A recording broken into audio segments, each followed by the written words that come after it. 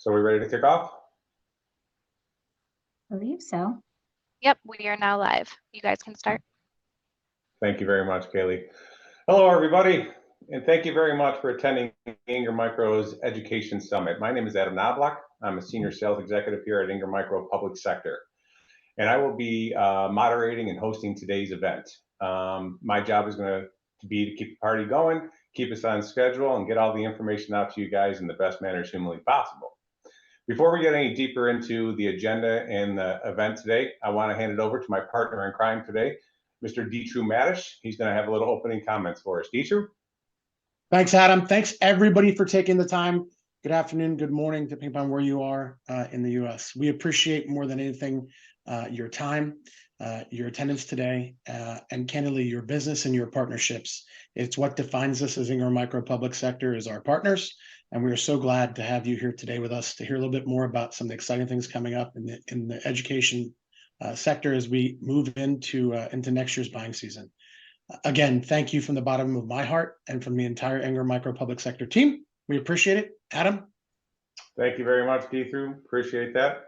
So guys, a couple housekeeping things before we get started here. First and foremost, this is a live event, and this live event is going to be recorded. So if there's any objections whatsoever recording, please hit the eject button now.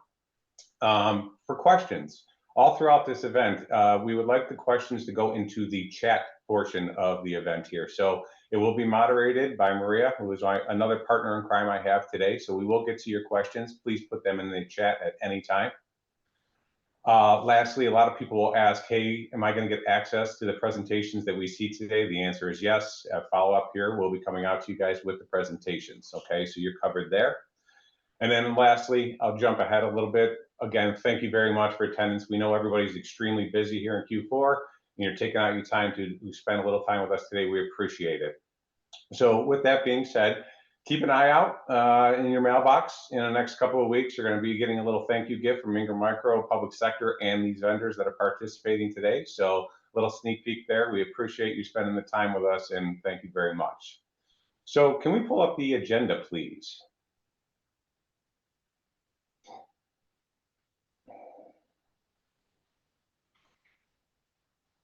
Not seeing the agenda just yet, folks.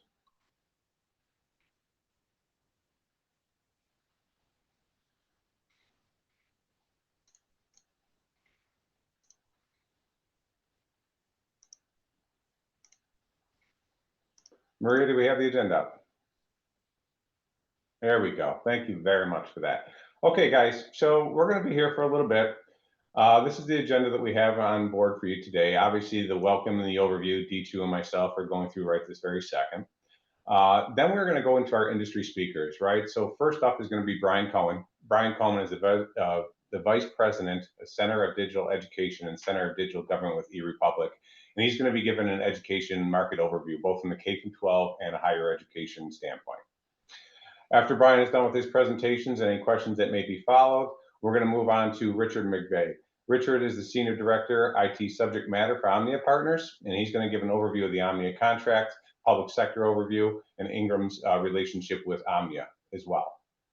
The second half of this conversation in this event is going to focus on our vendors, and we're going to be having a vendor panel. As you can see on the upper right-hand side of the agenda here, we'll get into each one of these vendors and who's representing them, but we have Cisco, DIGI, Microsoft Education, T-Mobile, VMware, and Zebra that will be participating in a panel that I will be moderating. And then we're going to close out the summit today with another partner of crime from Ingram Micro today, Katie Wojtanik. She is one of our program managers, and one of the main programs responsible she has at Ingram Micro is our E-rate program. So she's going to give you guys an update about Ingram Micro and E-rate. Okay. At the end, we'll close it out with any more questions and closing remarks, and we'll take it from there. So again, thank you for all for attending. I'm going to hand it over to my friend, Brian Cohen. Brian?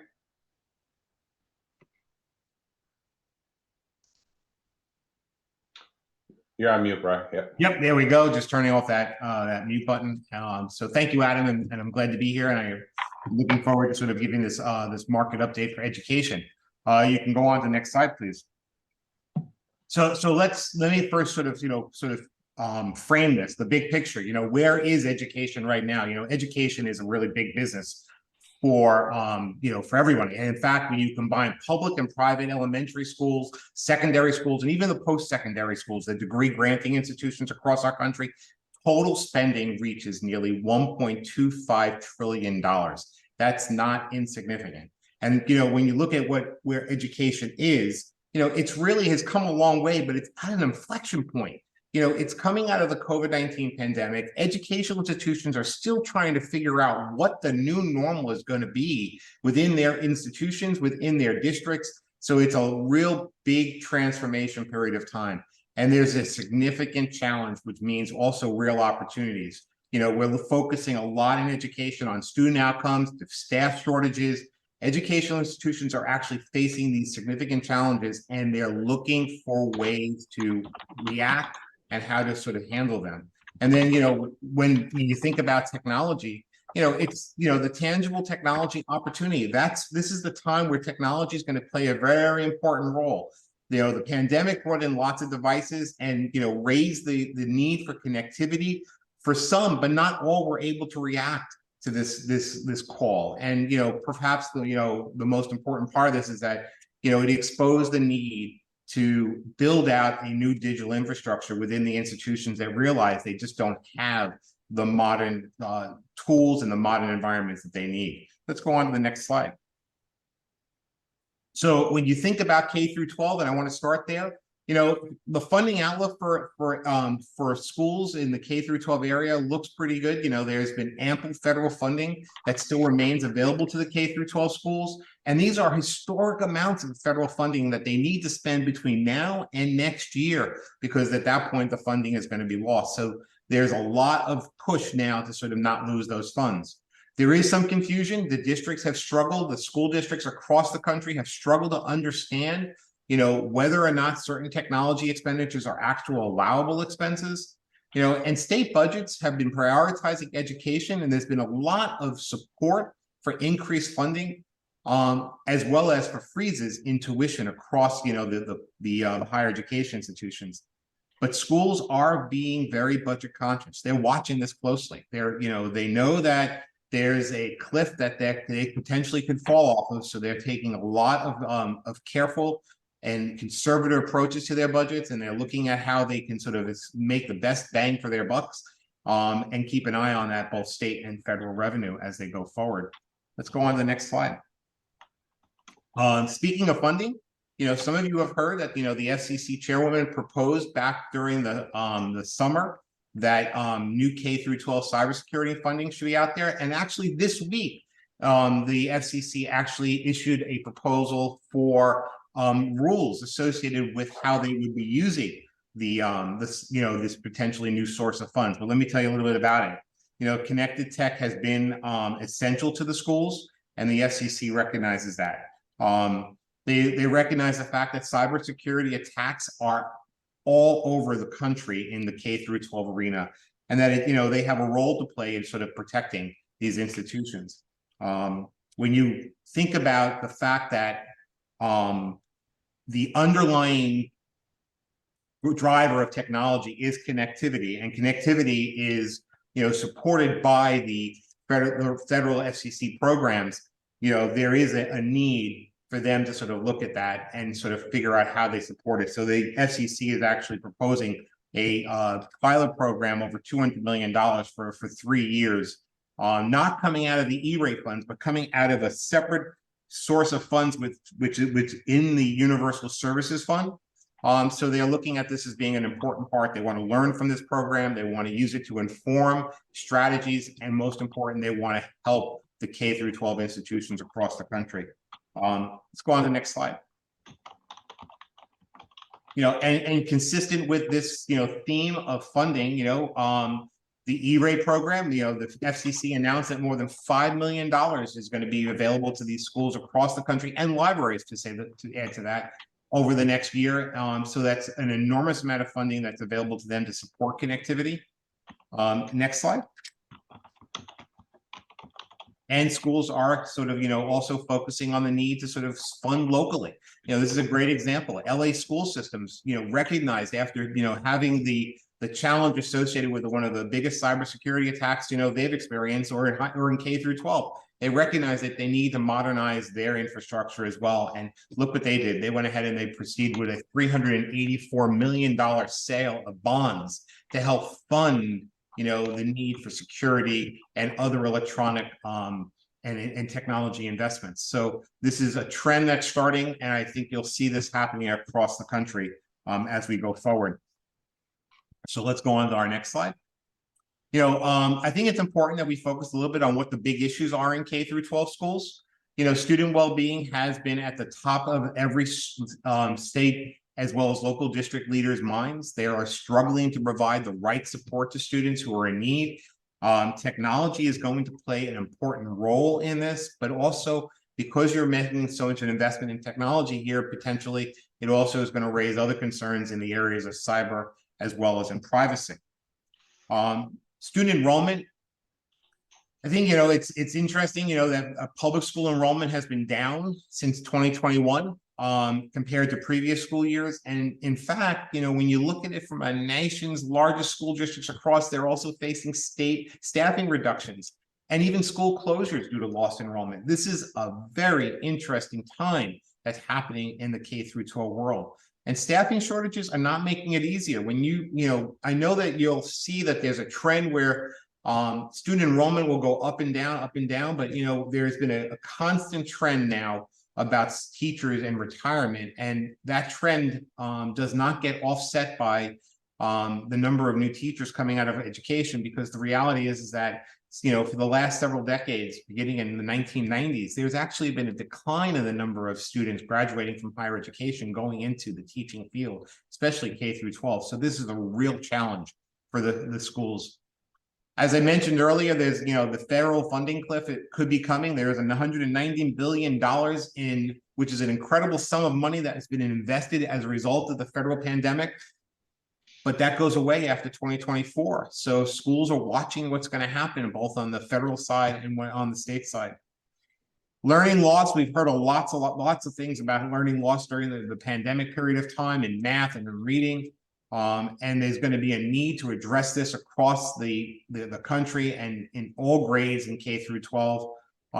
Technology is going to play a very important role in helping to support that learning loss initiatives that are going to be created, but also the fact that there is going to have to be a better coordination between the technology and the teaching staff within these schools.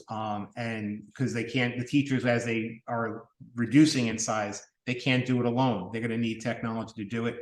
And you can't talk about education without talking about generative AI. And, institutions are really, beginning to sort of focus over the last year on what AI can do for them in lots of different areas, from administrative work to making the jobs easier for their administrators or filling the gaps of where the administrators are not available, to how AI is going to improve the teaching and learning experience with personalized learning plans, to tutoring, to providing teachers with more information at a real-time pace. But schools are going to struggle with adopting AI for the lack of resources, fear of the unknown, and I hate to say it, but there's a focus on, and they need to overcome this, but there's a focus on, do I block AI from my school or do I approach it? And the more you block it, the more inequities you're going to create across the learning platform.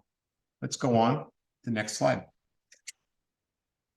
So what's the technology outlook look like for K through 12? I gave you one of the big pictures and what the challenges are. So from a technology perspective, it's a big tech opportunity. The federal funds provide a once in a generation opportunity for districts to invest, right? And they're looking at resources that are going to improve the learning experience. They're going to look at resources to help prepare children for jobs in the future. They're going to look at resources that are going to help to make administrator jobs more efficient and more effective and for more productivity. And over the next, the K through 12 districts are actually looking to spend nearly $20 billion on technology. And that's an enormous amount of money that you can look at. Feds are calling for bold action. They want see the schools to build on a robust and a streamlined infrastructure of devices. They want to see connectivity. They want to see capacity. They want to see protection, but they want to see bold action on the part of the school districts going forward.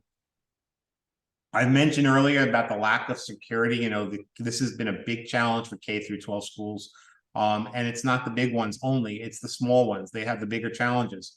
They continue to get hit hard by ransomware and cybersecurity attacks. Phishing emails are all over the place, and they lack the resources that are going to, you know, in staffing or in expertise to do this. So the more that can be done to help them in the areas of security and privacy and compliance are going to be, you know, big opportunities.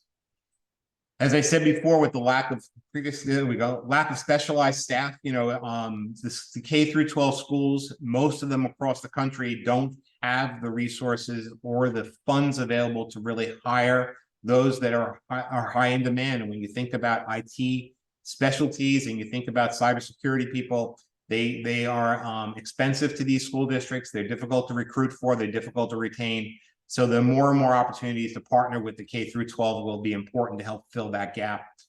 And, you know, I think about communication platforms, and I think about learning tools, and the fact that across the country, the aging infrastructure, the aging products that these K through 12 schools are using are very disconnected from the platforms that they use and from the data they provide. And that's been really leading toward a very negative experience on the part of parents and teachers. So the more and more they focus on the customer or the end user experience, the more and more they're going to need to make investments in these areas. Let's move on to our next slide. So E-rate, you know, you can't talk about K through 12 without looking at that huge funding opportunity and the importance of the E-rate program to the K through 12 schools and libraries. Nearly $4 billion annually by the FCC to help schools and libraries to spend on connectivity solutions. And as I mentioned earlier, there's going to be even more money that's going to potentially come out here with the pilot program that the FCC is looking to enable. And there's even in excess of $440 million that were unused from prior years that can roll over to this year alone for these schools to spend. So they want to find ways to utilize that money and sort of put it to good use. I mentioned about the FCC and, you know, Learning Without Limits. You know, we have a new program here at the Center for Digital Education that we announced in June of 2023. And that's going to actually help to extend connectivity beyond buildings to school buses and more Wi-Fi spots. And we're doing a lot of you know, teaching and learning on that program as well. We can go on to the next slide. So you know, thinking about, you know, education, my heart and, you know, my experience has always been with higher education as well. I spent, you know, nearly 20 years in higher ed thinking about these issues and addressing them. And I've seen a lot of change. You know, the value of a degree nowadays in higher education has been, it's been one of the hardest things that that institutions are trying to prove. And, you know, that is leading toward a decline in enrollment. You know, more than 1 million fewer learners are actually enrolled in post-secondary institutions than the spring of 2020. That's an enormous loss of learners. That's an enormous loss of revenue opportunities for higher education, and they're working hard to make that up. You know, there's also a rising tuition. You know, the average in-state tuition in 4-year public schools has just gone up. It's actually gone up far more than what the family median income has rose. You know, from a perspective of 1990 to 2020. Tuition has more than doubled. State investments in public education have actually gone down. So these have all led to the, you know, again, the challenge of enrollment declines, but also the proving of a value of a degree. So higher education is focusing a lot more on the flexibility of the programs and how they need to deliver education. You know, credentials are very important on that and on their horizon. They're looking at a lot more online courses, online programs. They're looking at what hybrid can mean to do things in person and remote. They're trying to be much more flexible. They're trying to bring education to the students versus bringing the students to the campus, but it does not eliminate the need to have that campus. It doesn't also eliminate the need to provide real services to students on the campus itself. So higher education is going to have to focus on delivering services the traditional way in person, but how do they now deliver more services in an online environment that is important? And that includes advising, mental health, financial aid, all of those things now play into that.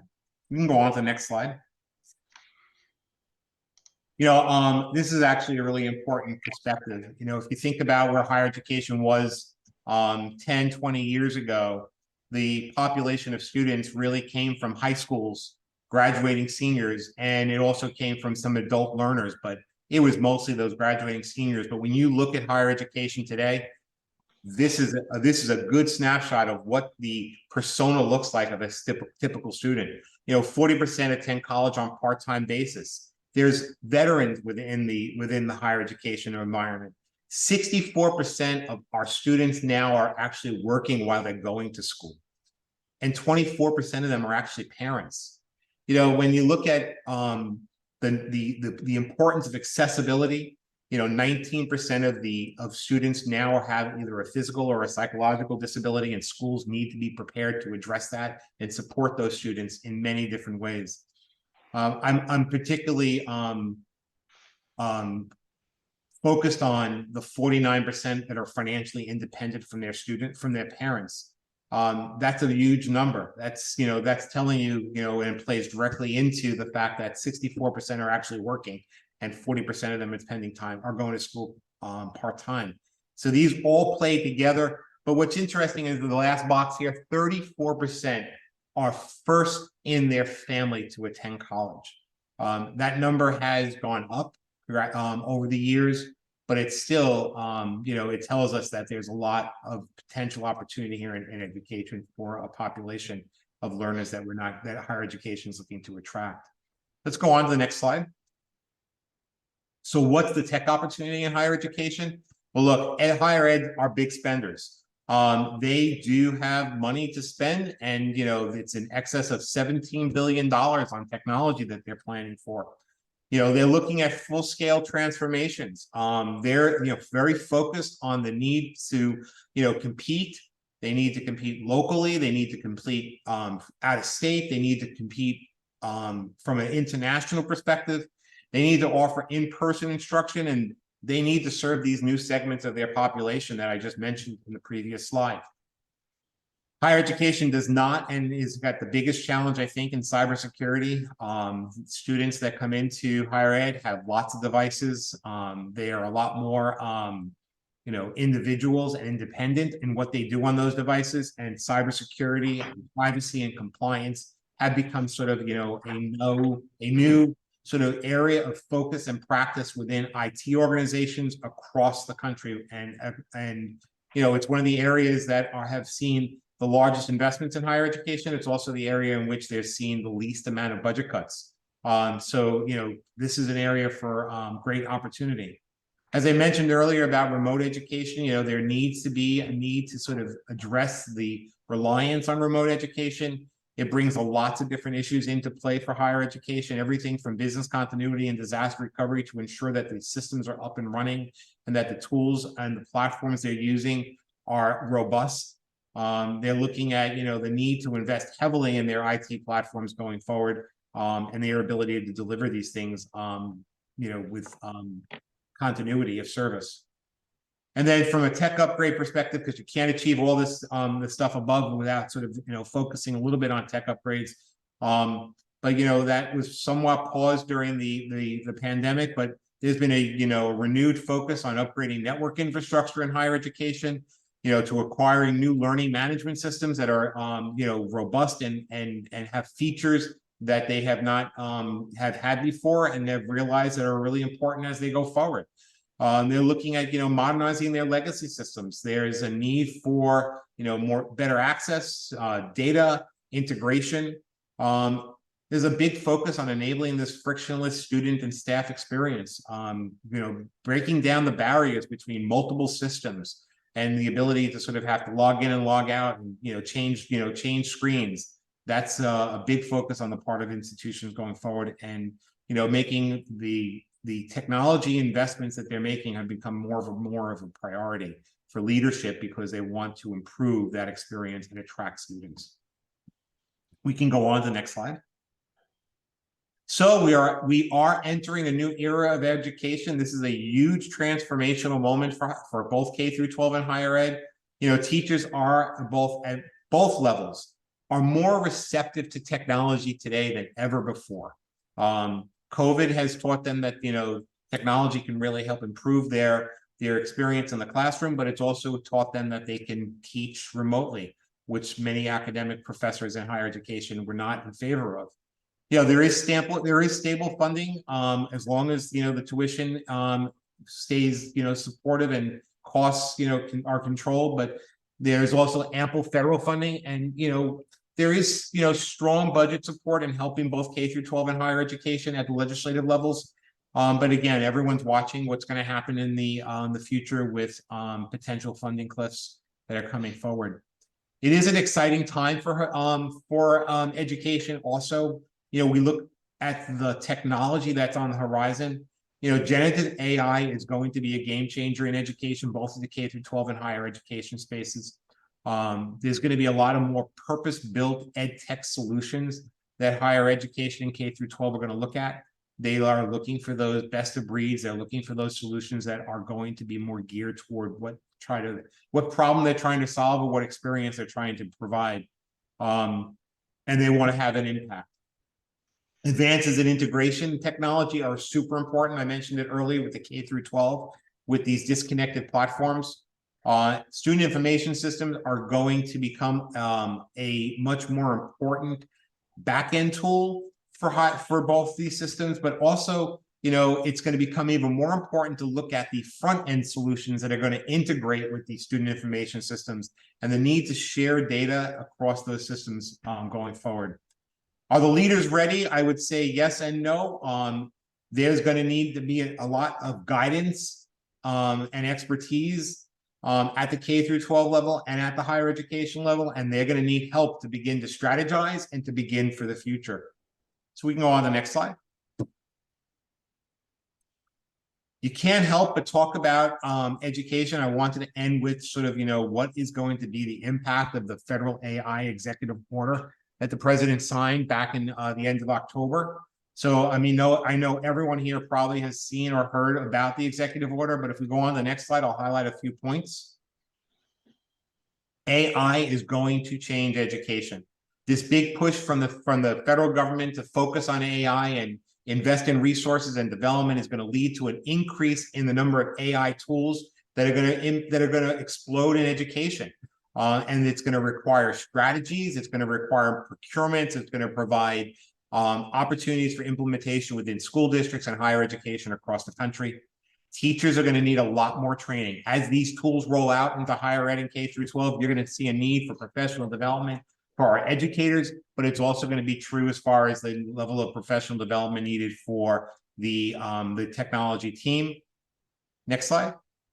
And then these last 2 points I want to talk about. You can't talk about AI without talking about the concerns associated with privacy. There's going to be large data sets out there. It's going to be a concern for data privacy and about what's being shared. It's going to necessitate new policies at the education level. They're going to be looking at what the state and what the federal government may even do in this area that creates new mandates and new compliance requirements. And you can't, when you think about the demand that the AI is going to create in the job market and the workforce, higher education specifically is going to begin to look at how they are going to create programs that are going to focus on AI skills technically, and to address the AI related field. But this is also going to occur in the K through 12 because they're going to start looking at how they introduce the high schools and even the middle school students to these AI skills. So when they graduate, if they don't go off to higher education, they have the skills needed to work into the workforce. So I believe that is my last slide. And I want to thank everyone. I hope you enjoyed this market update on the education. So Brian, first of all, excellent presentation, incredible data, both from the K through 12 and the education. Can't thank you enough, man. I thought it was great, personally. Let me summarize a little bit of what I was hearing here, right? So education, there's historic funding right now for the education market, right? They're going to be spending an awful lot, up to $1.2 trillion with it. There's funding that is available now. There's funding that's going to go through 2024. So their spend is going to happen, and it's at an enormous rate. There's also a lot of challenges that Brian pulled out there too, right? There's staff shortages. I believe I saw there's 200,000 vacancies in staffs right now, right? That's enormous. There's a decline in enrollment. There's school closures. I wrote down COVID hangover concerns, for lack of a better term here, learning loss with students and other effects that happened from the pandemic that they're dealing with. I also heard a lot of opportunity that Brian put out there, right? So security is huge, right, guys, from data, cyber, compliance, K-12, higher education. That's opportunity. The other part of that opportunity is they have limited staff to help implement with those new security concerns Brian was talking about. Again, I think that's another opportunity for all the partners on the phone today, not only to sell in, but the professional services offerings that you may be able to give these people. Tech upgrades are going to be happening, right? Not only on the infrastructure side, the device side, so on and so forth. Brian made a bullet point in there at the end that I kind of liked. He said that administrations and teachers, they're kind of more willing to accept technology in the classroom and they're embracing it, but they're also going to need help with it, right? What, why, and how to use it, so on and so forth. So to me, I look at that as an opportunity for partners on the phone as well. And then lastly, you know, AI is coming, right? It's something that's going to change the world and we got to be on our eye out for it. And again, E-rate. E-rate has been around a long time for connectivity, guys. We know that $4 billion annually. He made a bullet point of 400 million, I believe, in excess is going to be rolling over. So there's even more monies in the traditional E-rate program. And it might even expand, right? Cybersecurity might be used. Other expanded uses might be for it. So again, incredible opportunity if you are utilizing and participating with E-rate. And we'll have a little conversation later how Ingram can help you with that too. Brian, did I summarize that, what you were trying to break down? Boy, Adam, you hit every point that I made excellently. So perfect summary on the slides. Excellent. Okay, before we move on to the next one, do we have any questions, Maria? I'm not able to see those, so I'm hoping you can help me navigate.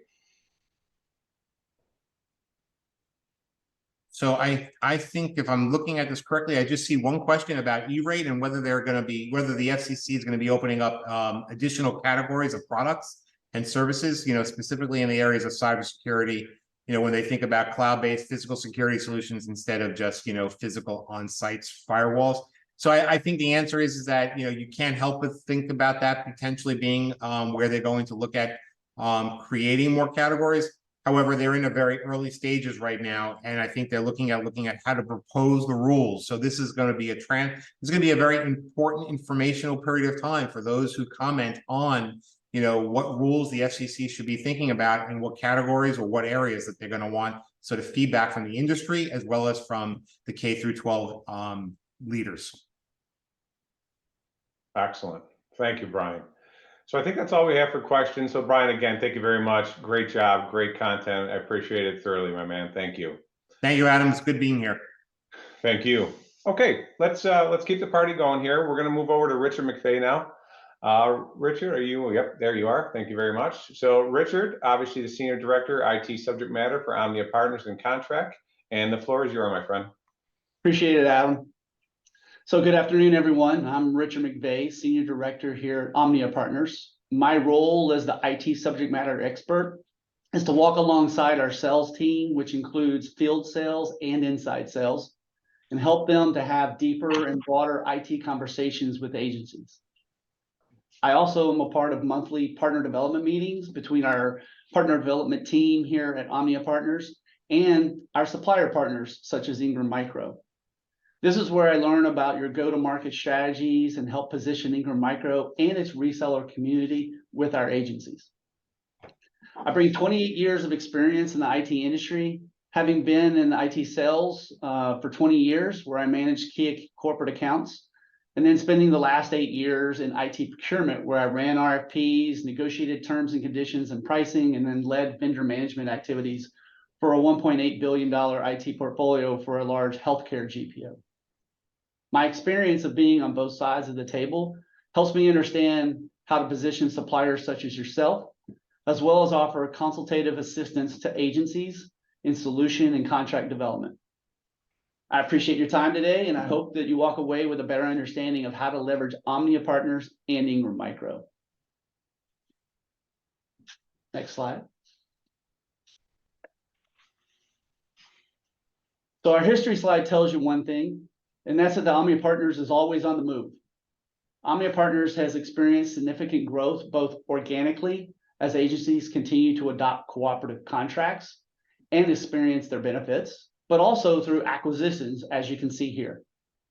With that said, If any of you or your customers are familiar with past cooperative names such as National IPA, TCPN, or US Communities or NCPA, you know that those organizations are acquisitions of ours and fall under the OMNIA Partners umbrella. And in essence, if an agency is familiar and has experience with one of these names, they can be confident in their ability to use OMNIA Partners. Next slide, please.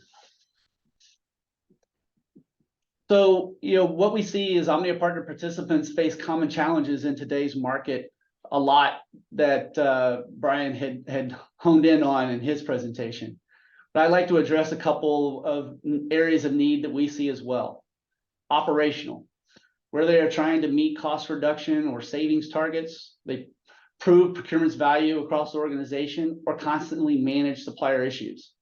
Or there's the area of talent, which we discussed earlier, where they need help finding, developing, and keeping talent, constantly tackling headcount restrictions, preventing success, and functioning with not enough time or resources.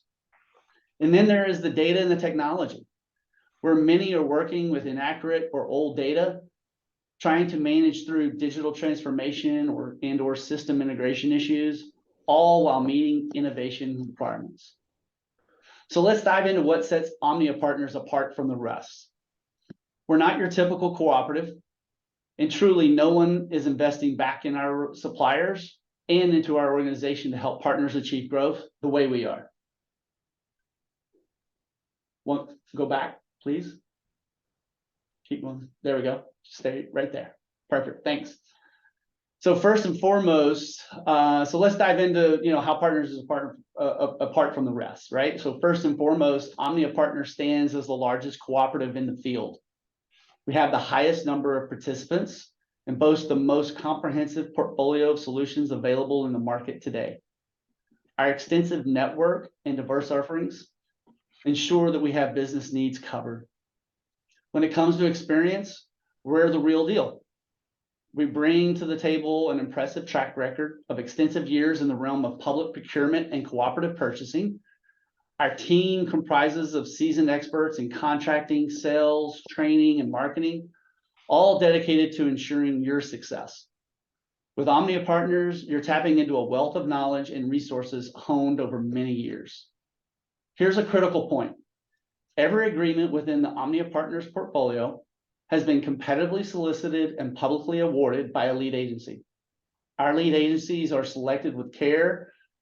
We have a great strategic relationships with them, and because we all have an unwavering commitment to an agency's need for compliance.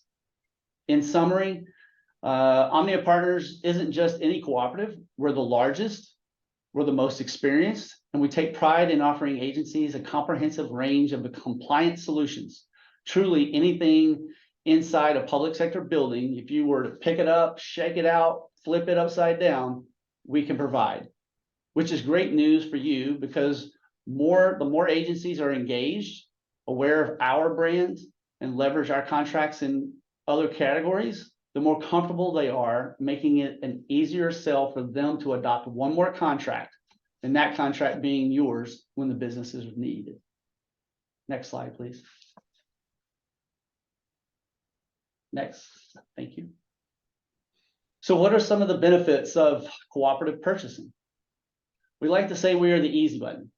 First and foremost, public agencies can be confident knowing that our contracts have met the public solicitation standards that many agencies require today of being competitively solicited and publicly awarded. With that knowledge, they then can leverage economies of scale through unparalleled purchasing power for products while reducing administrative burden of running an RFP and thus driving speed to market through ease of purchasing. Again, the easy button. Next slide. So earlier I mentioned that we are by far the largest cooperative, which is evident by the fact that almost no agencies are not an OMNIA Partners member today. The incredible power of OMNIA Partners and how it works to support our supplier partners, such as yourself, connecting them to the vast membership base while driving their sales and profitability. That's what we do. So how do we help supplier partners like yourselves achieve success? One, extensive reach. One of the key strengths lies in our unparalleled reach. Currently, 94% of the population is served by agencies that utilize OMNIA Partners contracts. This means that we not only have the widest network of agencies, but also reach high population areas, offering significant opportunities for suppliers to tap into substantial customer spending potential. We also have a diverse network. To achieve this reach, we've collaborated with 33 different lead agencies across the United States. Our expansive network ensures that we have presence in various regions, allowing suppliers to access a broad customer base. And moreover, we maintain strong and fruitful relationships throughout the country. Lastly, active parent agencies. Within our network, we have approximately 88 active parent agencies, including entities like cities, large universities, and school districts like Region 4. These are the top agencies in the nation, and they are deeply engaged with OMNIA Partners and our brand. As a supplier partner, this means you have the opportunity to connect with some of the most significant players in the public sector. In essence, the power of OMNIA Partners lies in its ability to connect supplier partners to a vast and highly engaged membership base. With our extensive reach, diverse network of lead agencies, and active parent agencies, we're here to drive your sales and profitability by unlocking tremendous opportunities in the public sector. Next slide, please. So speaking of spend through OMNIA Partners contracts, so our public sector revenue is about $10 to $12 billion.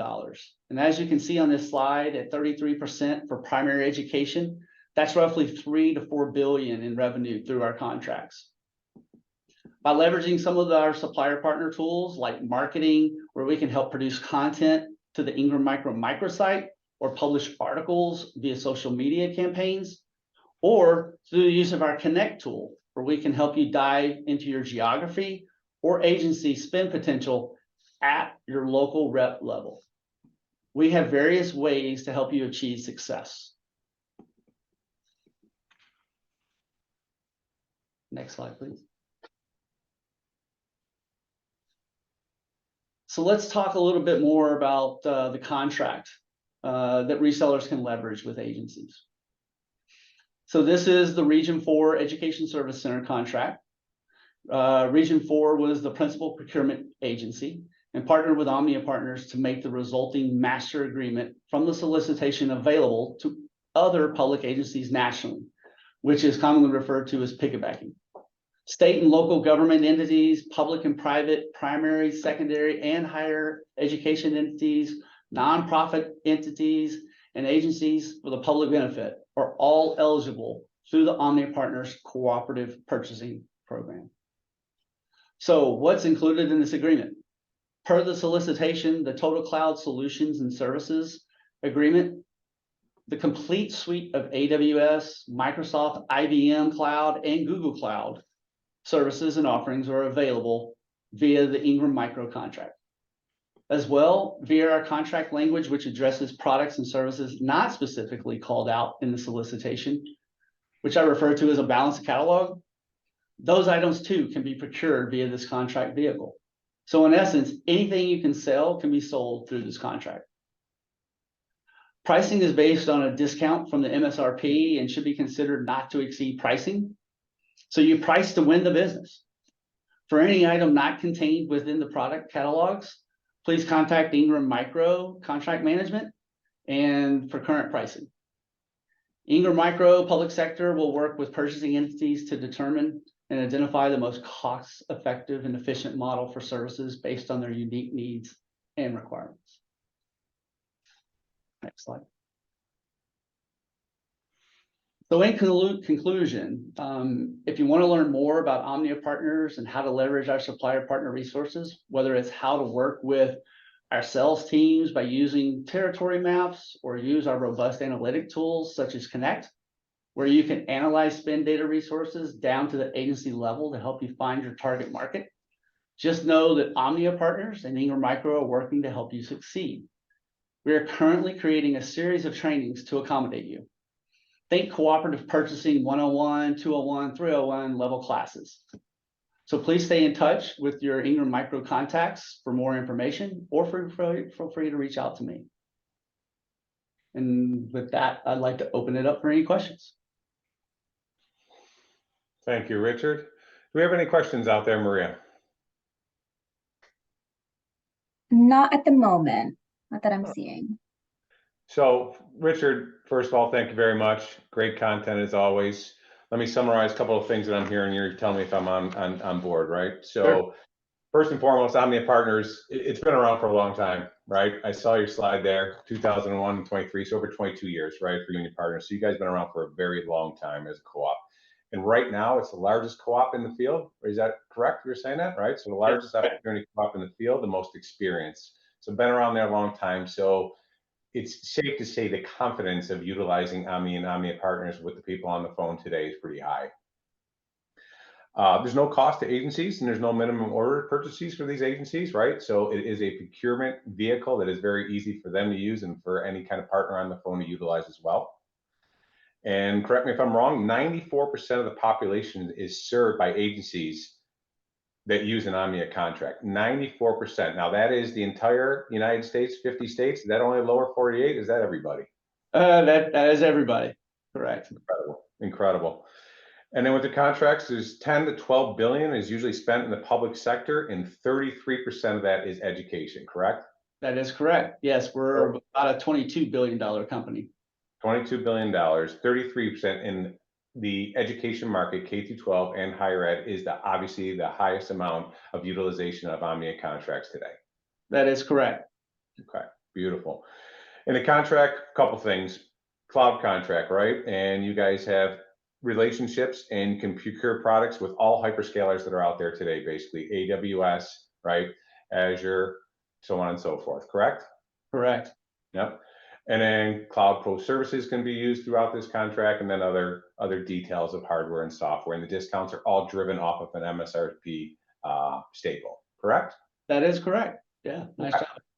Very cool, very cool. So thank you very much, guys. So Ingram Micro can help anybody when it comes to utilizing the OMNIA contract. Ingram does have the contract. We have a whole team dedicated to contracts. We have a program manager who's dedicated only to OMNIA. All you guys need to do is reach out to your sales rep or your account executive and say, hey, I need a contract vehicle. I've been made aware. I would like to know if we can use one. OMNIA is probably one of the larger forces that we can utilize for it. It's a simple process. We have a team dedicated to it. Don't be scared in any way, shape, or form. Pick up that phone and we'll take you through it. I can personally tell you in my realm, me and my team, we use OMNIA all the time. It's fast. You used the term easy button earlier, and I can tell you from a distribution standpoint, OMNIA contract is the easy button. It moves fast. It helps close deals. Plain and simple. So Richard, thank you very much for everything, man. I appreciate your time. Great overview. Yeah, thank you, Adam. Appreciate it, and have a great day, everyone. You too, buddy. Okay. So guys, let's kind of switch gears here. I'm going to ask all of the vendor panelists to put themselves on the screen and get themselves off mute, please. I see we've got Brad. All right, we got Sarah. Sarah, if you can unmute yourself, please. Kelly, if you can unmute yourself, please. Let's see.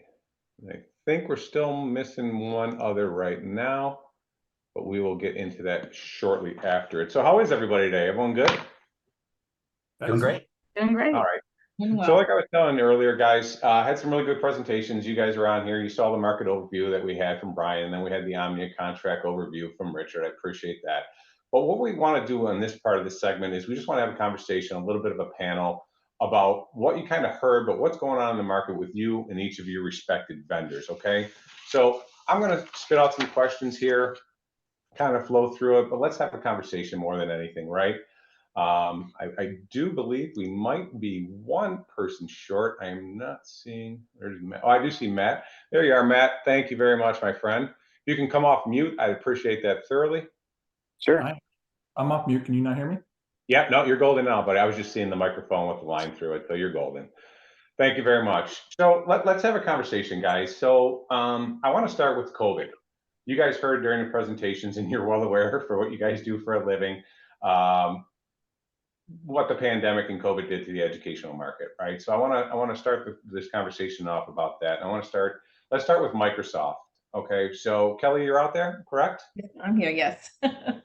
So you heard everything, and you're well aware of it. And one of the main things that happened during COVID is everybody understands that there was a learning loss with students at all levels, right? So can you take me through basically how Microsoft is addressing learning loss during the pandemic and how you guys are helping going forward with that?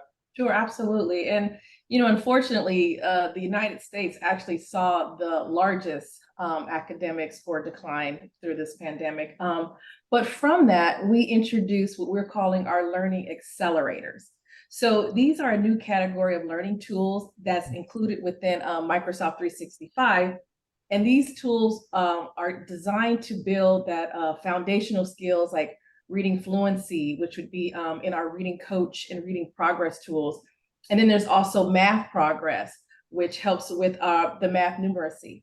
And then lastly, and Brian mentioned this as well, we have a tool that addresses social and emotional learning, because we know that when students are emotionally healthy, it directly impacts their learning abilities. Unfortunately, according to the CDC, that 1 in 4 teenage girls, they've actually contemplated suicide.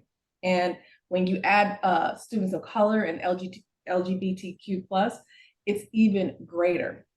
So there was a prediction done by Gartner, and it said that by 2025, there are going to be more, about 80% of the K through 12 organizations, they're going to leverage some type of analytical tool or solution to help support the students. So I say all that to say that's when Microsoft, we've come up with Reflect. And Reflect is a tool that we've created that helps students to broaden their vocabulary, right? It helps them deepen empathy with their peers so that students' emotional well-being as well. So one thing I will add finally is that with the learning accelerators from the teachers, they have we've gotten rave reviews from the teachers. We had one teacher actually said that it's like having 20 extra teachers in a classroom. Really? So as Brian's talking about learning loss, right? Yeah. Imagine having the tools and technology that helps to expand how you're able to teach students. So like I said, these learning accelerators is within Microsoft 365. And again, and this is our tagline, I gotta say it, we wanna help students to catch up, keep up, and we want them to get ahead. Love it, absolutely love it. And if you go back to Brian's presentation, one of the struggles he had out there, not struggles, but he also was a point that they're understaffed in that, but at the same time, administration and teachers now are really accepting technology in the classroom. And you just gave a great example of the feedback you've got from some educators out there that, yes, this is helping us with technology today. So it was a great reinforcement from what we heard earlier. Thank you very much. So let's move on a little bit also about, so Matt Beagle with the enormous fish on the back wall there, I'm jealous looking at. Let's talk T-Mobile a little bit, right? So post-COVID is the same, right? So what is T-Mobile seeing in K through 12? And what are you focusing on moving forward post-COVID? Well, much the same, like I'm sure everyone is, we're seeing a right sizing and a retraction of the fever pitch spending that was going on to begin. In our space, the majority of the focus was around connecting the students that had been sent home. So we are seeing a retraction in that space, and we've got an area of concern with that, and we've got an opportunity that's really been presented to us as well, to us and to all of our partners. The area of concern is we want to make sure that it doesn't go too far. We know that there are underserved children. We know that there are homeless children. We know that there are children that don't have reliable connectivity at home. We want to make sure that those students stay connected, right? But then where the real opportunity is, obviously we have E-rate coming. We've talked about that on this panel, right? Yeah. And with E-rate expanding into connectivity on the buses, on these school buses, that's a new venture for E-rate, saying they're going to be looking at this and doing this. That's a huge opportunity for T-Mobile and for all of our partners. That's one big area of focus we're looking at going forward. The second being that we now have excellent data around how to connect these students the right way. And the right way to do it is not in a 2-device scenario. It's not a Wi-Fi device with a hotspot, right? We know that there's low utilization there. We know there's much higher utilization on the devices that are embedded. And so a student in a school district is not trying to manage 2 things. That's great news because it is following on to all of the buying that happened in COVID. We're now at a refresh period. And so now we're at a place where we're refreshing devices. So let's make sure that we work together with our partner ecosystem and with Ingram, with everyone out here to get the message out to say, let's make sure that we're focusing on those connected laptops, connected Chromebooks to serve the students that need and deserve that connectivity. Yeah, true that. I mean, the upgrade is happening, right? The refresh is going to be happening soon, right? And I believe 2024 will be a staple of that too. So great point being made there. Thank you, Matt. So let's keep, Brad, I'm going to go to you at Cisco, right? And let's keep on the COVID thing real quick. And post-COVID, what is Cisco seeing the biggest challenges in K through 12 and higher education today? From the Cisco perspective, post-COVID, what is Cisco seeing? Yeah, so I think one of the things that we have to acknowledge is that we talk a lot about the challenges of COVID, but one of the things that also happened was we had this period of forced experimentation. And a lot of what came out of COVID were positive, right? In terms of flexibility. Some students, like I have 2, now they're in high school, but they were middle school kids.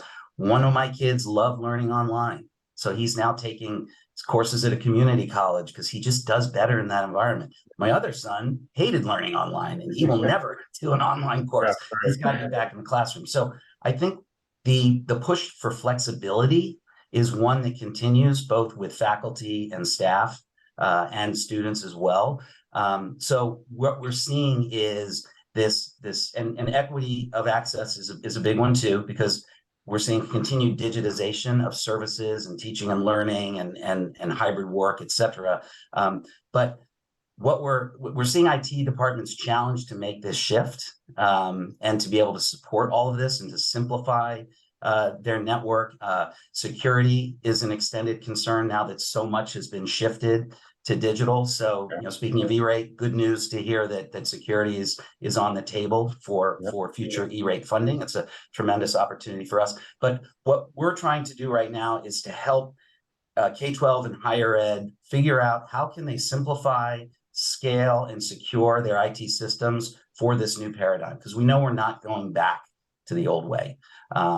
And you put on top of that, in K-12, just all of the mandates to deliver of just a plethora of services, which are now being digitized. That's extra pressure on IT leaders and also the business leaders, so the principals, the district superintendents. And then in higher ed, the whole model's been upended, and students are now really looking more critically at the value of their degree. So how do we draw students back to campus? How do we make the campus experience better? How do we help IT and higher ed leaders develop programs that are helping students actually be job ready? So I think that things, but in both spaces, we've had a lot of, I would say challenges, things upended, but real opportunities to do things differently and better moving forward. Agreed. And one of the points you made there also was security, and you heard that in Brian's presentation too, about how security is huge. So let's shift a little bit. We went from talking about COVID, post-COVID, and what's happening in the world now. Let's talk about security in the educational market. And I'm pretty much, Matt, I think you're on board there. Let's start with DIGI right here, Matt. So, sure. Today's evolving educational landscape, security is paramount concern. We all know that. You heard it today in breakdown. So can you take us through DIGI solutions and how you are securing the integrity of data and communications in educational institutions today? Sure, absolutely. So if you think about, the modern, world that we live in with education and how everything's changing, especially post-COVID, we make a product that connects, right? So it's called the Anywhere USB Plus product. So with this hardware and then also the software that goes along with it, we're allowing students and faculty to connect. You think about those computer on wheels. A lot of like my kids, they come home with their Chromebooks and all their computers. they need to have all that stuff updated, right, with updated firmware, so on and so forth. So what our connectivity device allows for is to put this into those type of environments. It allows these security updates to be pushed down through the computers, so everything's updated, right? So that's a really big thing, these days with everything going on security wise. You kind of piggybacked off of what Brad was saying, right? With Right. Students running from home and liking it, and there's other aspects to it than just putting on your PC when you try to go to coursework, and you dovetailed that very nice. Thank you. So let's continue down with the security mandate that we were talking about here. So Kelly, I want to go back to Microsoft, right? In 2022, 80% of cybersecurity attacks happen in K through 12 institutions, okay? And they can pay for cybersecurity insurances and all that kind of stuff to prevent the attacks from happening. But what is Microsoft's recommendation on how to protect the educational institutions? What are you guys going out to the market with? Well, we're coming to market with Windows 11. So the Windows 11 devices, these are the most secure devices, the secure Windows that we've ever had. It's going to protect the school students' privacy, which is important. Phishing scams, all those malicious activity is going to protect it. And also, I know you guys are probably aware, and I think maybe Brian mentioned it as well. Even Congress is concerned with cybersecurity within education, and CISA, which is the Cyber Security and Infrastructure Security Agency, they put out a report with recommendations on how to get schools just on a good path for cybersecurity. And when you implement Microsoft 365, our A5 license in itself reaches meets 5 to 6 of those requirements and then some. So we're really starting with security as our foundation of how we're building our education solution. Because again, when you have shortages of IT staff, a lot of that, it's hard for them to manage these type of things. So it's already built in to the solution for ease of use for those professionals. Yes, Windows 11 is going to be a monster launch, and it is going to affect the channel, no doubt about it. So that's phenomenal. Yeah. So Sarah from Zebra, how are you today? I'm good, Adam, and you? I'm excellent, thank you. Thank you. So when we talk about security in schools, we talk physical, we talk, cyber. So from a Zebra standpoint, can you share an example of a successful technology implementation in education where it impacted school safety? Absolutely. And I just want to take a second and describe a little bit about the genesis of some of the school safety projects that we're seeing. Please do. Yeah, please do. Especially across K-12. So I'm sure many of you are aware of what happened in Newtown, Connecticut, a number of years ago. Yeah. A very sad, tragic, situation that the world saw. And then following that, we saw, and I happen to live in South Florida, so right down the street was the Parkland incident. And so school safety became, just on the radar for government and for all K-12 across the country, especially started in Florida. I don't know if anybody has heard of the Alyssa Act or Alyssa's Law, but Alyssa's Law started a technology, a basic, design of how do we quickly alert 911 and accelerate law enforcement response time during emergencies of, public elementary and secondary schools. So the Alyssa Law passed. It's been enacted in a number of states across the country, about 6 or 7, and that's specifically focused on panic button alerts. So we've seen some of our software partners come out with solutions to provide that, panic button, and Zebra, our devices support that. So I'm not talking about that specific use case with panic buttons. I'll get to that in a second. But within public safety, within school safety, we're seeing, a whole plethora of technologies to come together to support school safety. So we're seeing a lot of bus tracking technology and projects going on. And that is about getting the kids on and off, scanning the kids on and off the bus. Zebra is a leader in scanning technologies, the navigation for the driver and being able to make sure that they drop the right child off at the right location and that no children is left on the bus. That's all has to do with scanning kids on and off the bus. Yeah. And whether it's our, printing technology to print those ID cards, which can have a barcode, embedded in it, or an RFID tag embedded in it. That data is alerting parents when their kids get on and off the bus. It's basically providing a lot of data-driven decision making and knowing who's on and off. And then you had COVID come in right after all of that school, tragedy. Now we have a lot of mental health issues. So there's all kinds of behavioral softwares that schools are using, that a lot of our partners and using our mobile computing devices to be able to track the behavior of the children so that they can get a sense for how often is a child missing school, have their grades dropped, and that gives them some data to understand, should they be concerned, for the mental health of the student. One project that's very recent that we did at Zebra with Palm Beach County and Ingram with one of our our print managed partners was a universal ID card project where every student in the county is, the county's basically overseeing 180 schools, all elementary. We're just talking elementary, middle, and high school. They're all with the same ID card getting scanned with our ID card printing technology, and all of that data is getting immersed with their student information system, with the behavioral management systems, with the bus tracking, food services, and really helping them drive a bigger understanding to drive school safety across the county.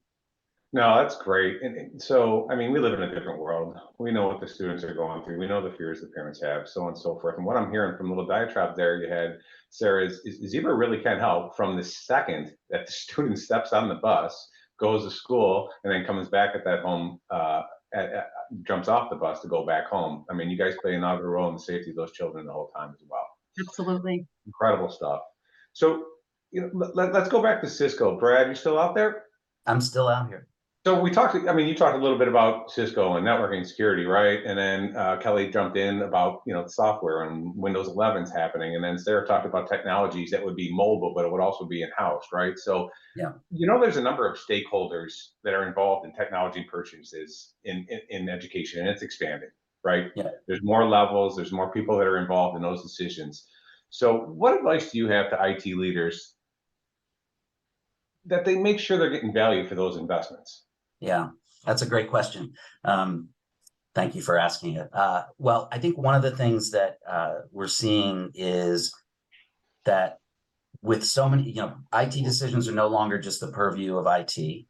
And what IT leaders have to do now is really understand what are the key strategic initiatives of the institution. What are the business outcomes that you're trying to drive? So if I'm a university president, I know that a lot of universities are under pressure in terms of attracting and retaining students. A lot of universities are going out of business, right? So yeah. This becomes an IT problem because you need to have the right IT infrastructure and tools to evaluate which programs are money making, which programs are losing money. How do you develop an IT strategy that supports the goals and the mission of the institution? Same in K-12, right? We talked about school safety, but also equity of access and student success, and just the idea of making sure, as Sarah made a great point of, how do I know that a student is connected or not? Because at the end of the day, all education leaders are being graded on student retention and student success, right? So bottom line here is that as an IT leader, you have to be in the conversations with with the business. And that could be, again, with the university president, with the district superintendent, so that your IT strategy is not simply, sort of one-off, purchase this, purchase that. It has to be holistic, and it has to all be driving towards those outcomes, right? So what is the district's plan for, growth in the district and in terms of parental engagement, right? A lot of districts are trying to get parents more engaged. What does that mean in terms of tools that I need to have to support that parental engagement and to develop community? A lot of universities are starting to make inroads into their communities to be supportive of not just their own constituents on campus, but community members, so that they can be a good community partner. So I think in sum, it's really a matter of being in those broader stakeholder conversations, and not just simply being I'll say an order taker and just saying, I have to deliver this piece of technology here and there, but how can I be a valued strategic partner to help those business leaders, presidents, superintendents, could be chief of facilities in a new building, right? How do I help ensure that they're meeting their goals with my support as, with the right IT strategy as well? Love it. Yeah, there's layers of complexity in there, and there's layers of intrigue that you have to get into to help them with it. And that's an opportunity, right, for the partners on the phone, right? Be that trusted advisor and help with those aspects is huge. So thank you for that. So guys, let's shift gears once again. Let's talk a little bit about, capabilities that you guys in your companies can help, right? So Matt Beagle from T-Mobile. We know that higher education, and it came up in Brian's presentation earlier, right? They are having, struggles with recruitment and retention of students, right? I mean, it's everyone knows that, right? Do you see a way in which T-Mobile can assist higher education with those efforts in any way?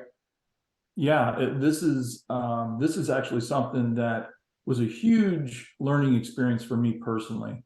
I was involved in an opportunity to serve Motlow State College in Middle Tennessee. Okay. They were specifically really concerned about raising the floor on equitable learning, right? They had students that came to class with no device, some that were coming with doing their schoolwork on a phone, some a Chromebook, some a low-end laptop, some a high-end laptop, connectivity it was all over the place. Made it very difficult to teach, made it very difficult to for the professors to be able to issue out work, not knowing what was capable of the student to complete in the timely manner. Long story short, we put together a program to do just that, to issue students. We chose 2,100 students of their 10,000 enrollment. And devices were given to them, and it was a cost, right? T-Mobile had an input into this. The school had a big input into this. These were connected devices that came preloaded with a lot of those things that other members of the panel have been talking about, whether it's mental health apps, food apps, basic apps that they needed. They used Microsoft, so all their Microsoft software was loaded on the devices. Everything was ready to go. We get done, and I meet with the president, and I said, okay, so we went through the year. Did we retain the students? And he said, we saw a 5% increase in student retention. Is that right? Now, let me just tell you something. Everybody on this call gets that as a huge win. My ignorance said, oh no, it was a failure. It was too low. And I'm thinking 5%. Why would anybody get excited about 5%? And he says, no, you understand, this is a unicorn. We would set up whole programs for a 0.5%. And I ran through the math with him on that. I'm like, okay, wait a minute. Those 2,100 students, to connect them for a year, that cost you $700,000-ish with us to do that program. But if you retain 5% of the 2,100, that's 105 students. And at this state college, this, basically a community college, average student value is roughly $20,000 in funding. That's $2.1 million on a $700,000 spend in 12 months. Now I got it. Yeah, it's quite the ROI they were looking for, I'd say. Okay. Right. I was the slow guy in the room. I got it. I got there quick. And so, here's my ask of everyone on the call listening and all the partners on the call. Let's work together to do more of that, right? Because these schools need ways to justify their spend, to justify their retention, to be able to show it. We've got a white paper that was beautifully written up by President Torrance explaining this. And we did it at a basic level. We did it as a level we didn't know what we were doing. There's so much room to grow with it to do it even better. But yeah, 5%. Phenomenal. Great overview. I appreciate that one thoroughly. So Matt from DIGI, can you piggyback a little bit on what Matt was talking about? I mean, does DIGI have kind of a success story where you guys improve, connectivity and communications in an educational setting? Sure, absolutely. I mean, we kind of march in the same line, so to speak, with that. We have Fulton County School District in right outside Atlanta, Georgia, one of the bigger school districts in the state of Georgia, came to us with a situation to where, they couldn't get their devices updated. And, like I talked about before, our hardware devices are really, you think about it, they're the connectivity heartbeat of everything, right? So you think about those, like I said, computer on wheels, they're wheeling through the hallways of the school. We're that little piece that basically goes in there and connects everything together, right? Again, you think about that. So Fulton County Schools came to us and said, hey, we're having issues. We're having the same thing that Matt was saying there from, about like connecting all the different Chromebooks, Apple, MacBooks, things, so on and so forth. So we, went in there, really just tried to solve their issue, right? Send a test device out there, to one of the school districts.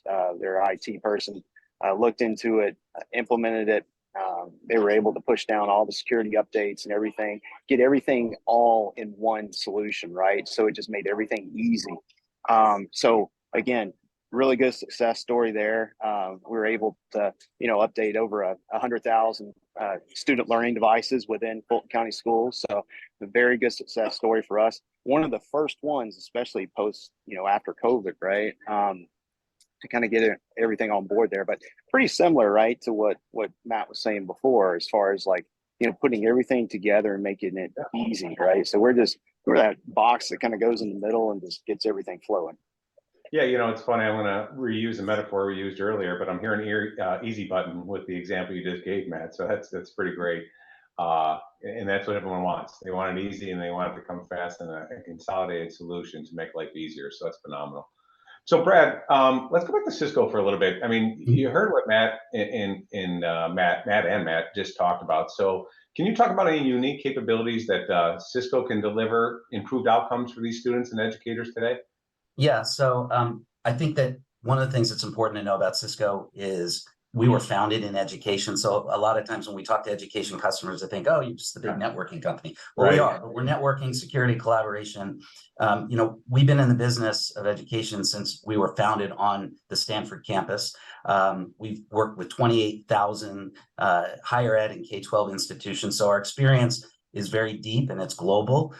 We also have an amazing portfolio, not just of Cisco products and services, but our partners. So that's a really important thing. We partner with companies that are delivering specific education outcomes that are all supported by our platform. And then beyond that, we know that these digital transformation projects are really, really complicated. So we have a number of capabilities just outside of those products and services to help deliver value. So we have Cisco Capital that helps institutions finance the way that makes the most sense for them. We have an arm that is exclusively working around pilot programs. So if you're a customer that's trying to do something new and innovative, we have funding that can support that. We have a public funding office that helps identify and get to the money that's out there, today, and that it still exists. And then we also just have a tremendous amount of expertise internally. We run business value workshops that help institutions figure out, how do I take all of these crazy priorities that I have? I've got a million different things that I'm trying to do simultaneously. And how do I put that into a strategy and a prioritization so that I can roll out different initiatives over time, whether it's, a student service initiative to do a better job of running enrollment and registration, or Sarah mentioned before the idea of being able to do a better job of identifying students at risk. So we look at what we do as very, very comprehensive. We have a lot of experts within the company who are education focused. I started my career as a teacher, by the way. Is that right? Back in the day, I don't think I have the energy for that anymore. But our bench is deep, and we work with everybody on this call too as well, because we're all really trying to address and deal with the same things. Agreed. Great summary there, Brett. So guys, let's do one more round of questions here before we close up the panel on that. And I want to talk a little bit about looking forward, right? You heard a lot today about big market right now, lots of dollars to spend, COVID, post-COVID, technology, all that. But let's talk a little bit about moving forward and how you guys can help there as well too. So Sarah, I want to go back to Zebra for a second here. Basically, educational institutions, they're constantly adopting data-driven approaches, for a lack of a better term, right? So what data analytics and reporting does Zebra provide to help with these student outcomes? So I would say it's we've got a huge partner ecosystem of software ISVs, independent software vendors who, whether it's, like I mentioned before, it could be a behavioral management system, it could be a student information system. And then I'm going to kind of go on a totally different tangent. It really doesn't have anything to do with the student outcomes per se, but a big problem that schools, whether it's K-12 or higher ed, is focused on are around inventory asset tracking. Yeah. So there's a lot of data and it has a lot to do with school budgets. School budgets are so incredibly tight, and so the outcomes have to do with the actual funding that the school gets based on the school's, the students getting scored on certain standardized testing, which we're all familiar with, and then the budgets are impacted on that. And then of course you've got the teacher budgets and all the administrative budgets, and then the operating expenses that go along with that. And within the operating expenses are all the logistics, everything that makes up all of the physical property that makes up the school itself. And so asset inventory tracking has become a lot more prevalent to try to locate all items on a campus and be able to, not only find them, but know that they didn't walk out of the school. And that could be IT assets, that could be, any typical capital asset that's over $1,000. So where Zebra comes into play, along with our software and partner ecosystem, are technologies to be able to track. I talked about tracking students. We can also help track inventory, or any kind of asset within the four walls of the school. And we're doing so what that. I'm hearing basically is, I'm sorry, I interrupted you. Go ahead, please. But I think what I'm hearing from you here is Zebra is basically ensuring uninterrupted learning experiences, right, with these devices and the tracking from and the support from. Is that correct? Absolutely. Very cool. Very cool. Thank you very much. So hey, Kelly from Microsoft, how are you? Good. You heard earlier, we all heard it. We all turn on the news. AI is everything. AI is here. AI is going to be going forward, right? So Microsoft, you guys are pretty much on the forefront of AI. I think we all know that, right? So how is Microsoft addressing concerns around AI technology within education with these kids? Well, one thing, and I love this question, it's two thoughts.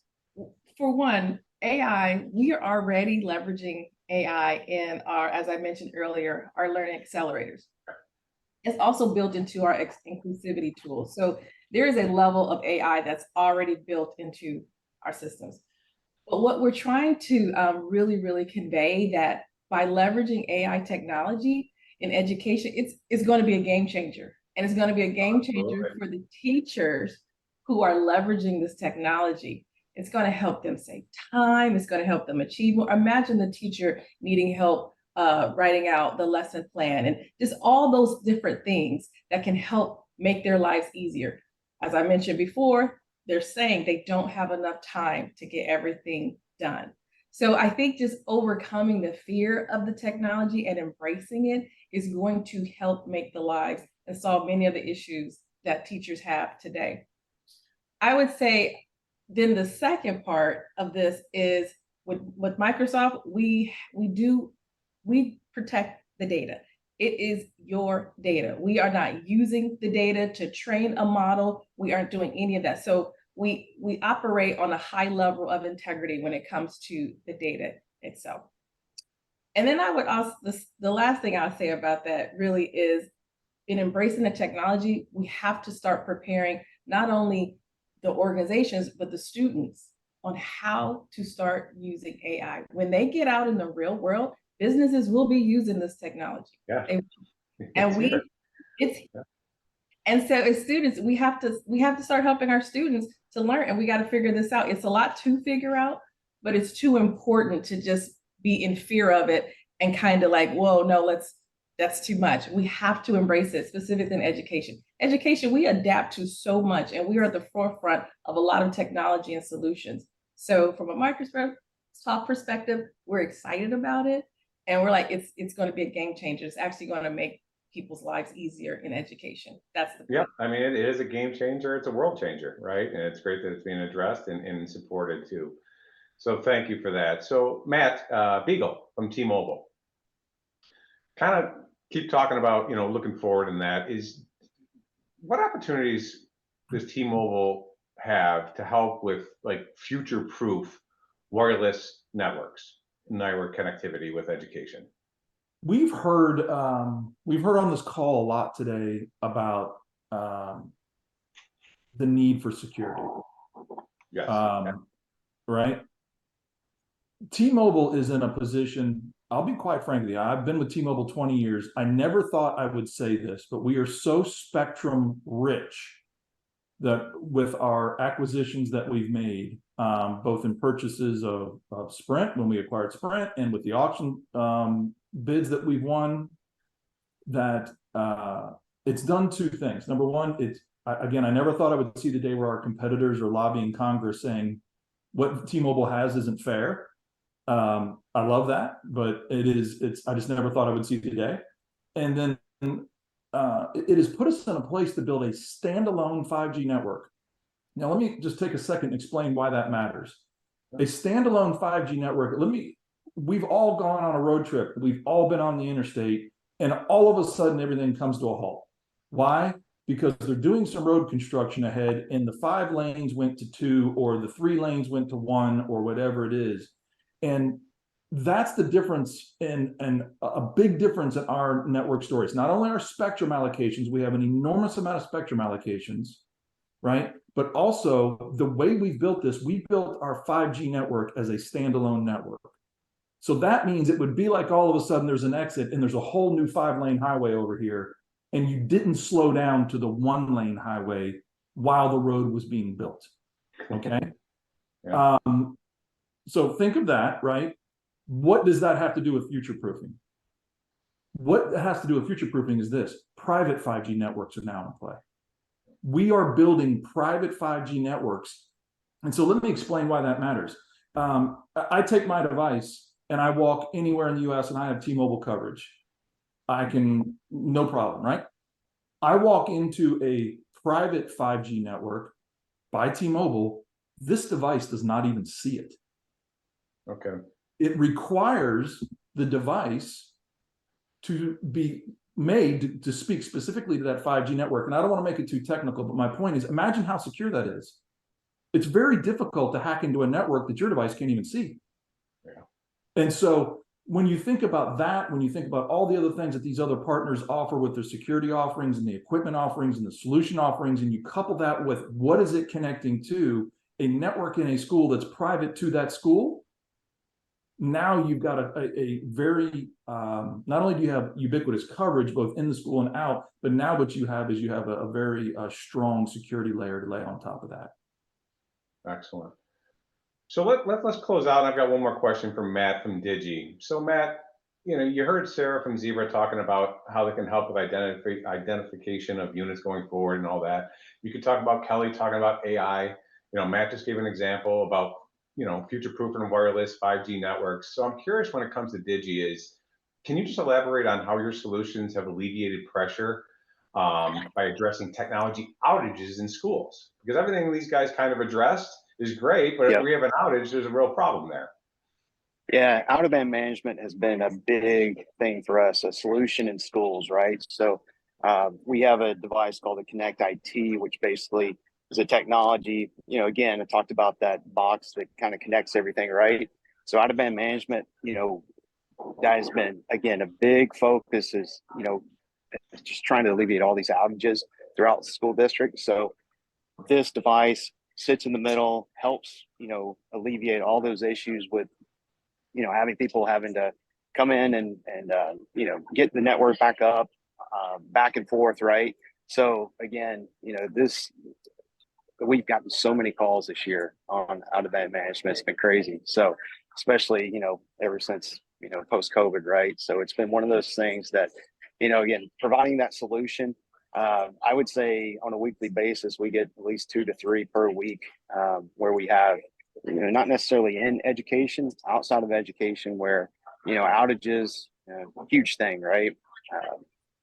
Incurred costs, so on and so forth. So yes, definitely providing a solution like, the Connect IT as a console server can provide, as that heartbeat for that, it's a good solution for us. That's excellent. So thank you very much. So I want to thank all my panelists today for having this conversation. I thought you guys were great. I appreciate the insight. I think it was very valuable. I believe that you guys dovetailed off each one incredibly well, which is great because it shows that there's an ecosystem with all the vendors to help out the education market. I think you guys did a great job. To summarize it a little bit, a lot of stuff I'm hearing here. Obviously, security is a monster in education. We know that, right? I heard several times digital transformation. Obviously, these schools going from physical to digital and how we can help them, right? That the schools are embracing technology across the board. And all those things are opportunities for partners on the phone to be able to help and to capitalize on their business as well, right? And I would be remorse if I didn't make sure I told everybody in the viewing audience today, every single vendor you guys have here, right? Cisco, DIGI, Microsoft, T-Mobile, Zebra. There is a plethora of Ingram Micro associates that are focused on one thing and one thing only, those vendors, right? There's people that only focus on Zebra. There's people that only focus on T-Mobile here. So if you're looking for a resource for any one of these vendors today, do not worry, Ingram has you covered. It's their one and only job and they're great at it, right?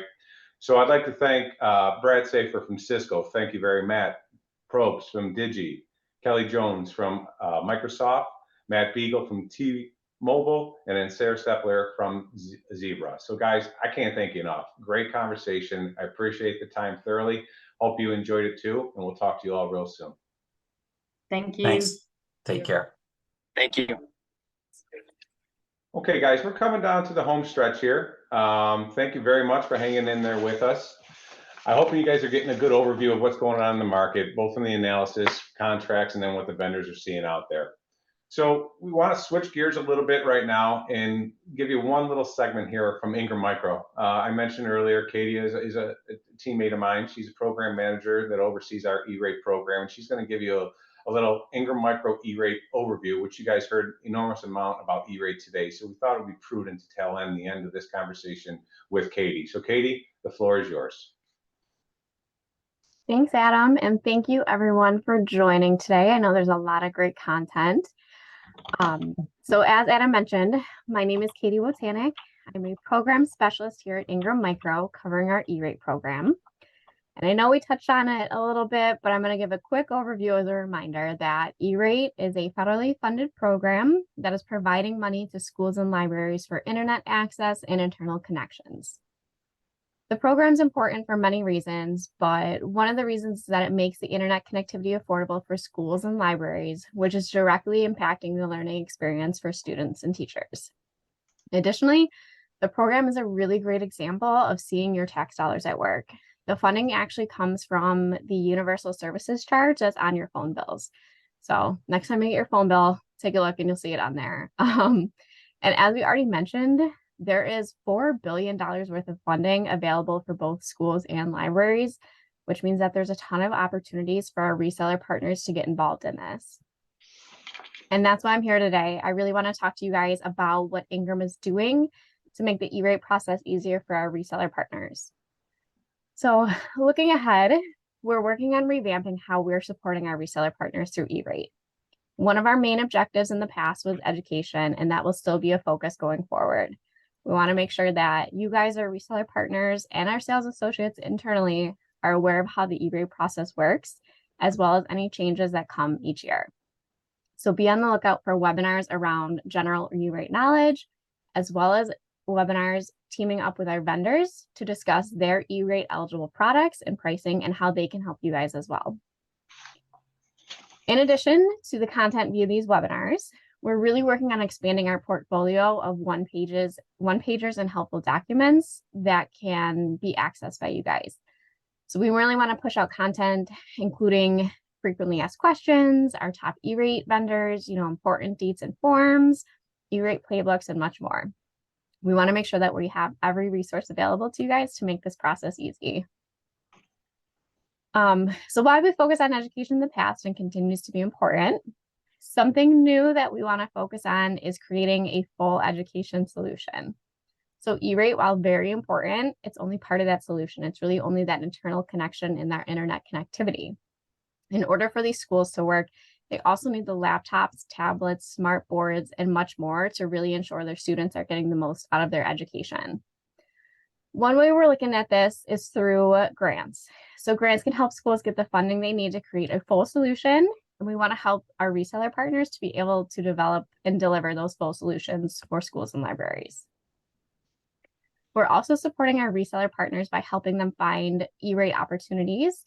So Ingram is partnered with Navigator. As we've heard from them, they're a great and very knowledgeable company and resource, but they do have a platform that provides SLED IT opportunities all in one place. And that kind of helps us work with you guys to find E-rate opportunities in your local community, your state, and helps to work on the opportunity from start to finish with you guys. Financing is always an important topic. And something that can be a little bit tricky when it comes to E-rate. So your current credit terms can absolutely be used for E-rate, but if you have any concerns or questions about your credit line, please reach out to us and we can discuss your options. Specifically for E-rate, the bear invoicing method, we do offer Direct Express, which allows Ingram to invoice the end users on your behalf. So it makes it a little bit easier for you. And that's kind of just a preview of what's here to come at Ingram Micro for E-rate. But we also want to hear from you guys, our reseller partners, on how we can best serve you. So if you need E-rate support in a way that we're not offering, please reach out to me and we can work together on finding a solution and finding the best way to support you. And if you have any questions about the E-rate program or you're looking to get involved, reach out to me. My email is publicsector_programs@ingrammicro.com. And I'm happy to help you guys navigate this E-rate process. Katie, thank you very much. I'm not seeing any questions we have for E-rate right now, unless I'm not seeing something, Maria. I don't believe so. Nope, nothing on my end. Okay, very cool. So guys, that concludes our 2023 Education Summit. So I want to thank you all for taking your time here in Q4, a week before Thanksgiving, to spend a little time with us. I think that we had an incredible amount of content of what's going on in the education market, where the opportunities lie, where the struggles lie, where the vendors are playing a role, and how you guys might be able to capitalize on it. Again, I will leave it at this. Look at Ingram Micro as an a la carte menu when it comes to anything going on with this education market, right? If you guys need help in any way, shape, or form, be it from the vendors, be it from the programs, any aspect, please reach out to your Ingram Micro sales representative. They will connect you. We will help you through the market. The market is growing. right? There is a refresh coming. It's going to continue. Security is big. AI is big. Technology is embraced, and it'll only be a bigger part of what you guys are doing in this vertical market. And we're here to help you at any time. Okay. So if there's any questions, any follow-up that anybody wants after this, there's a simple email address we have. It's publicsector, one word, at ingrammicro.com. Me and my team behind that mailbox, we will get back to you with whatever questions, concerns, and answers that you may need. Okay. So publicsector at ingrammicro.com. And lastly, I said this in the opening, thank you for attending. And a little gift will be coming to your houses. So take an eye out in the next few weeks. Something we show in there is a little thank you for spending some time with us today. So on behalf of Ingram Micro Public Sector, can't thank you guys enough. Can't thank the vendor panel enough. And also my counterparts, Dee, Katie, and Maria. Great job, guys. Have a great afternoon, everyone. Thank you.